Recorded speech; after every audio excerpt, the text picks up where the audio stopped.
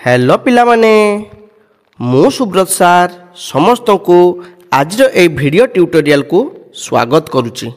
पिला माने आज ए वीडियो रे आमे कोश जीवक बा साइटोप्लाज्म विषय पढ़िबा। पिला माने जेते बेले आमे गोटे कोश देखिथिलु टिके मने पकाओ। कोशर बाहर आवरण थिला कोन?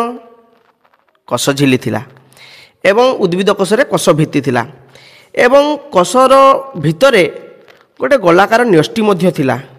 पिला माने चित्र मध्य देखि पारथिबो कोशर बाहर आवरण प्राणी कोश हेले कोश झिली अछि एवं उद्भिद कोश हेले कोश भित्ति थाए एवं तार मझी भाग रे एवं कोशर भितरे गोटे थाए कोन गोलाकार न्यष्टि थाए एवं एई जो न्यष्टि एवं कोश झिली तार मध्यवर्ती स्थान से मध्यवर्ती स्थान रे जो पदार्थटी भरी रही थाए ताकू कहा जाए कोश जीवक बा साइटोप्लाज्म। ताले ये जो कोश जीवक बा साइटोप्लाज्म यह साधारणतः स्वच्छ होता है एवं तरल बा अर्ध तरल होता है एवं मन रख पिला माने साइटोप्लाज्मटा केबे स्थिर नुहे। साइटोप्लाज्म सब गतिशील थाए।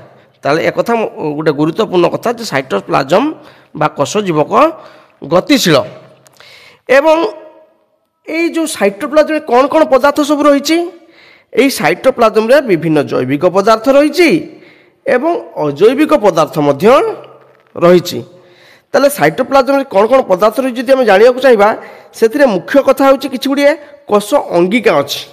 कोश मध्य विभिन्न प्रकार कोश अंगिका थाए से कोश अंगिका गुड़िक ये साइटोप्लाज्म भितर बुड़िकी रही थाए। ताले कौन कौन कोश अंगिका अच्छी यही पिला माने देखि पारथिबो माइटोकॉन्ड्रिया अच्छी, राइबोसोम अच्छी जो दाना दाना दाना दाना राइबोसोम अच्छी एवं गोल्गी बॉडी अच्छी। यही पिला माने देखि पारथिबो गोल्गी बॉडी से भाया एंडोप्लाज्मिक रेटिकुलम देखि पारथिबो पिला माने से ताहा मध्ये एक कोश अंगिका। लबक जोटा कि उद्भिद कोशरे थाए प्राणी कोशरे न थाए से भाया कोश अंगिका मध्ये उद्भिद कोशरे देखा होछि एवं रसधानी ताकू भैक्यूल बोली मध्ये आमे कहूतिलु भैक्यूल मध्ये थाए ए भाया अनेक अलग अलग मध्य आहुरी किसी कोश अंगिका रही आम जाना परवर्त समय जो पढ़िया सब कोश अंगिका को डिटेल्स जाना यही कोश जीवक विभिन्न कोश अंगिका मान थाए। यह व्यतीत आउ कौन अच्छी कोश जीवक विभिन्न एंजाइम अच्छी, पुष्टिसार अच्छी, एमिनो अम्ल अच्छी, धातव लवण अच्छी यही सब जिनस रही।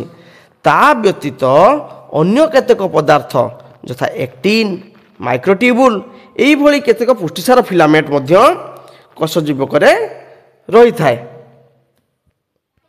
एबे गोटे प्रश्न आम मन को आसीपे यही जो कोश अंगिका गुड़िक आम देखा केमिति? साधारण माइक्रोस्कोप रे आम यही कोश अंगिका गुड़िक देखिपर ना पिला माने। ताले कोश अंगिका गुड़िक देखा केमिति? यही कोश अंगिका गुड़िक देखापी आमको इलेक्ट्रॉन माइक्रोस्कोप बा इलेक्ट्रॉन अणुवीक्षण यंत्र साहाय्य नेबाक पड़िबो। एक कथा पिला माने मन रख जे कोश अंगिका गुड़िक आम साधारण जो कंपाउंड माइक्रोस्कोप अच्छी से देखी परिबा नहीं। इलेक्ट्रॉन माइक्रोस्कोप रो साहाय्य नेले आम यही कोश अंगिका गुड़िक देखी परिबा। आ गोटे गुरुत्वपूर्ण कथा होची यही जो साइटोप्लाज्म भितर विभिन्न कोश अंगिका रहिले यही कोश अंगिका गुड़िकर गठन अलग अलग एवं कार्यधारा मध्य अलग अलग काम मध्य अलग। कार्यधारा माने काम जो कार्य अलग रोचे एवं गठन मध्य अलग रोचे एवं सेगुड़ी आम विस्तृत अन्य क्लास मानक आलोचना करिया विभिन्न प्रकार कोश अंगिका तार गठन केमिति तार कार्य केमिति ए सब अन्य क्लास रे आलोचना करिया। तो आजिर वीडियो रे पिला माने आमे कोश जीवक विषय किछिटा कथा आलोचना कलु। आजिर वीडियो रे एतिकी। धन्यवाद।